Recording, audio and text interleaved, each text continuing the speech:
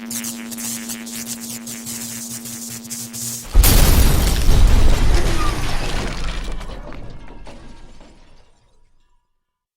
up to 4 2013 Silver American Eagles from the Doc by guessing silver's closing price for the month of October. Click on the Silver Giveaway banner on the homepage of silverdoctors.com for more details. Metals and Markets is sponsored by DNA Precious Metals, a near-term producer of the Montauban Tailings Mine in Quebec, Canada. DNA Precious Metals trades on the OTC BB market under the symbol DNAP.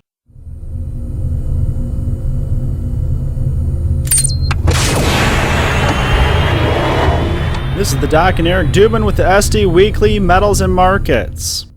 Both gold and silver recovering throughout the second half of the week, Eric, after big smash on Tuesday, which saw silver down well over $1 and saw gold break down back under 1,300 into the 1280s, actually.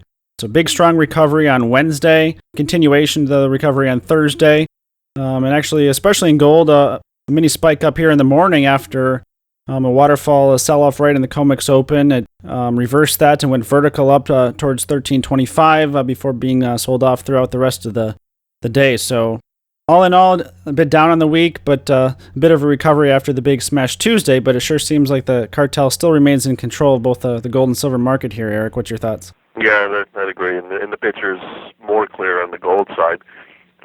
Silver has kind of gone back to the version of its mean in trading during the week, and the last 3 days as we close today.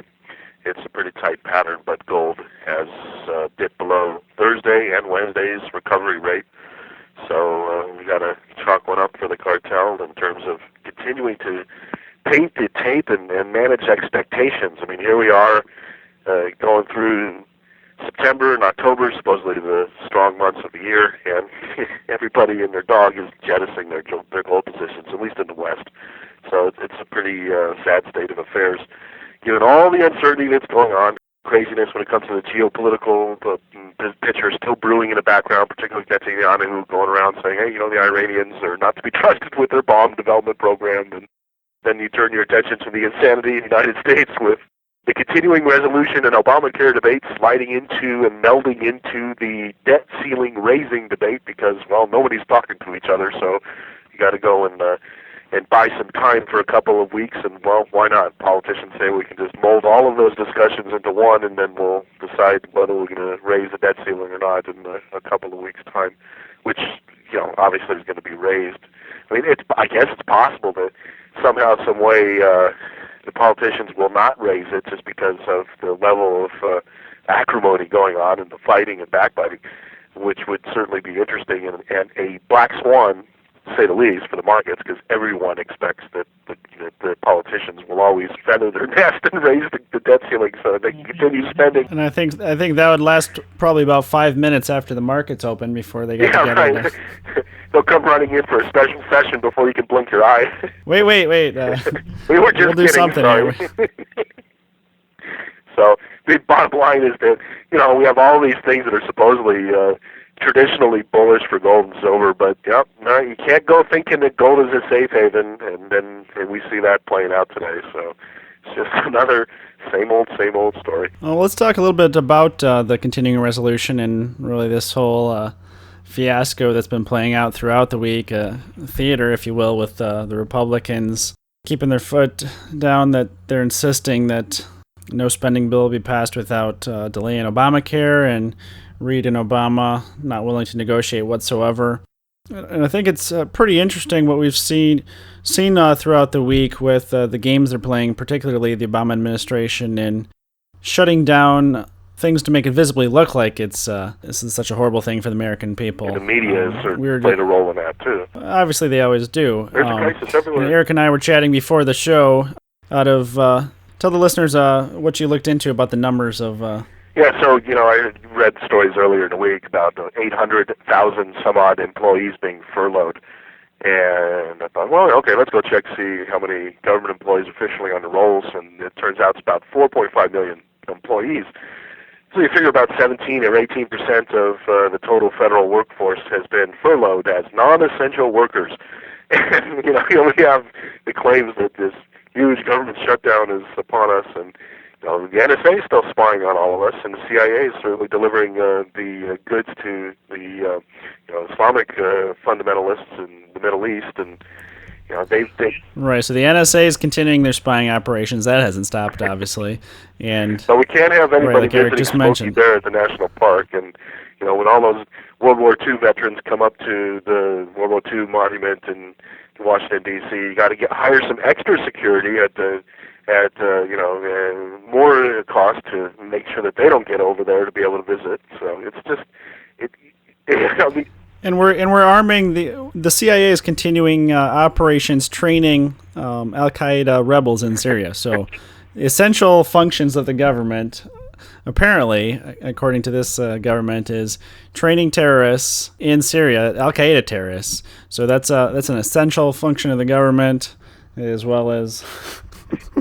Bart Chilton still apparently at work too. I mean, he was on Bloomberg earlier this week, saying that everything's going to fall apart if government just completely shuts down. But I guess he didn't get the memo. That was our Friday humor of the day post. If any of the listeners didn't check that out, you want a good laugh on Friday night or Saturday, go check that out. Let me read the quote here. And it was quite enjoyable listening to the interview here. Chilton said, "If you don't want consumers protected, fine, fire us all and shut us down. If you want the market safe, secure, efficient, and effective, that helps markets and consumers, you've got to keep us on the job." So pretty humorous, especially in light of the timing with the silver manipulation investigation being shut down, reporting no evidence of any wrongdoing just 5 days ago, with Chilton just several days before that claiming that he was going to come out and speak on it. So it was pretty humorous. If you haven't checked that out, it's a good laugh. Yeah, and the whole thing, too, is just absurd on its face, because here he is saying that, we're going to shut the government down. Supposedly the government is shut down, and here he is as an employee speaking for the government in real time, serving his job. So, it's like a triple irony to see him, maybe even quadruple irony if you consider it, when he's speaking with Tom Keene of Bloomberg, who's so serious and stern in his analysis and whatnot, and even he wouldn't call him out on this absurdity. So no matter where you look when it comes to casting one's gaze towards Washington these days, it's a great arena for humor. And while we're on the CFTC, the other big story breaking Thursday night was Gary Gensler is stepping down by the end of the year. He's actually declined, apparently, an invitation for a second term as CFTC Chairman by Obama, and he'll be out the door by the end of the year. And this comes on the heels, I think, Tuesday or Wednesday, that head of enforcement David Meister stepped down, who throughout his career has seemingly followed Gary Gensler around everywhere like a rat. So it's kind of an indication that Gensler was just about to leave the ship. So that's been speculated for quite a while, but that's now confirmed that Gensler's on the way out the door. There's been a variety of names floated as a replacement. A couple of the readers humorously have suggested that maybe Bernanke and Gensler are just going to switch spots. But I think the New York Times has named Amanda Renteria as a candidate for one of the leading candidates for Gensler's vacated position, and we noted that she's perfectly qualified as she's a Goldman alum. So we'll see, but it sure wouldn't surprise us to have another Goldman in there, particularly with the other big news of the week of Jamie Dimon stepping down as chairman, one of his two positions with J.P. Morgan. So I'd like to get your thoughts, Eric, on, is this just brought about from pressure from the SEC and the Justice Department related to the big $10 billion suit? Or what are your thoughts on the reason for Dimon half-stepping out of his dual roles, and is he on his way totally out the door at JP? Yeah, I wouldn't be surprised if, 3 months forward he's no longer in the picture at all, just because of the amount of heat that the company's taking. I mean, typically, when any organization, regardless of what it is, public trading company or government organization or what have you, standard practice is just jettison the man at the top so that you can have a reset and people look at the company anew. And if Jamie Dimon was smart, that's probably the best thing he could ever do for his shareholders and for his own personal net worth, given how much of stock he owns himself. So it would be in his best interest to step down, because pretty much the majority of the media, with the exception of CNBC and Mary Bartiromo and other folks that are wedded to the system, no matter where you turn, J.P. Morgan is now the bad boy of Wall Street, whereas for so long they were seen as the fortress balance sheet, the perfect institution that survived 2008's crash, et cetera, which is all just a bunch of BS. We actually put together a pretty funny story on all of that at the News Doctors, and you can check that out in the write-up. We'll put a link to it, but it just pretty much speaks for itself, and you can get a sense for public sentiment turning up against the banks. Just for an example of how much the sentiment has turned against J.P. Morgan, I want to read a quote from President Obama when he made that famous appearance on The View last May in regards to J.P. Morgan and the whole London whale fiasco at the time, as Obama was sticking up for J.P. Morgan and Dimon personally. The quote here is, J.P. Morgan is one of the best managed banks there is. Jamie Dimon, the head of it, is one of the smartest bankers we got. So it's pretty interesting how much the sentiment has shifted against Dimon over the last, about 16, 18 months since that May 2012 quote on The View. Yeah, it's always funny to see Obama coming on The View or Tonight Show or whatever. I mean, our teleprompter in chief going for these great bastions of media to display their statesmanship. I think ever since the day Bill Clinton took off to the Arsenio Hall show with his saxophone playing, we've had this tradition of presidents going and doing the most stupid things when it comes to more culture-based shows as opposed to news shows. It's really just a sad thing. But yeah, no, I would suspect that Jamie's going to take a golden parachute and pop out the airplane, and who knows where J.P. Morgan's going to go. These fines represent something on the order of about 1/3 of all of their net worth in the last 3 years before this latest settlement comes down. So people are claiming that it's a cash machine, that the bank was miraculously able to come back to life ever since the 2008 crash. But you're talking about an operation that has a gigantic subsidy from the Federal Reserve with the ability to borrow money for free and lend it out at interest and play all these games on the stock market and the derivatives markets to make money, and then they do fraudulent things in the process. And the bottom line is that the bank is still hobbling. It is not a solvent and strong institution because it still has bad assets on its balance sheet that they're hiding. Nothing has been fixed since 2008 other than what the Federal Reserve has been able to consume and dump on the taxpayer when it comes to the quantitative easing program. I mean, that's really the bottom line. It speaks poorly to what will happen going forward because at some point, if the Fed does taper, as they claim, then these assets will come back to haunt the banking system. And I don't think they can taper, and we've talked about that many, many times, that if they do anything, it's just going to be a show. It's going to be a temporary move to placate the markets and buy some time. Even though the Fed and Treasury and the plunge protection team and all the folks that manage the expectations of the market through MOPE are having a firm grip on gold right now and in turn silver, this just can't go on forever. And we have to reiterate that even though sentiment is probably the lowest it's ever been, or at least on par with periods where it has been rock bottom and not lower, the general thesis of owning gold and silver remains as, first and foremost, you have to look at it as an insurance. Whatever percentage of wealth that you look at that you would like to have as insurance for your own net worth, just think of it in terms of a stacker perspective and own it, and don't look at the day-to-day trading and whatnot because it's maddening to see the control that the cartel has over the markets. And if we do see Dimon step down in the next few months or early 2014, it's almost going to be a bittersweet moment for gold and silver investors. We'll have the biggest four figureheads that precious metal investors love to hate out of the picture, between Bernanke leaving and Geithner already stepped down from the Treasury, and Blythe, Masters, and Jamie Dimon apparently on their way out the door at J.P. Morgan. So we'll find new ones. Don't worry.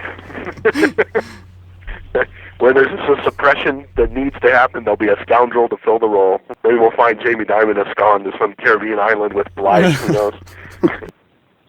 All right, so just give our listeners a quick update on wholesale supply situation on silver here in the U.S. With the big smash on Tuesday, we had a big pickup in demand as people bought the sale on Tuesday. It kind of drained the 90% silver back out of the market on the wholesale. A lot of the wholesalers are now sold out again. There's a couple that still have some stock on hand. Premiums really held steady until they are sold out of it, so we'll see early next week. I'm expecting those are the suppliers that do have any in stock or do get some in to raise prices slightly. So we'll keep an eye on that. The major mint products, the Silver Eagles, the Maples, the Philharmonics, all pretty much holding steady premium-wise and in stock, readily in stock across the wholesalers. So not too much change there, mainly just a little bit of a shortage beginning to creep up in the 90%. So we'll see next week what premiums do there. All right, so we had gold down a bit on the week, testing 1,300 after Tuesday's big smash, dipping below into the 1280s, but popping back through 1,300 on Wednesday. It's held the 1,300s throughout the rest of the week, but closing on Friday below the levels of Wednesday and Thursday's trading, so we'll have to keep an eye on that next week. I wouldn't be surprised to see another test of the $1,300 level in gold. And we had silver, again, down big early in the week on Tuesday. Big up day, recovering or retracing pretty much all of its losses on Wednesday.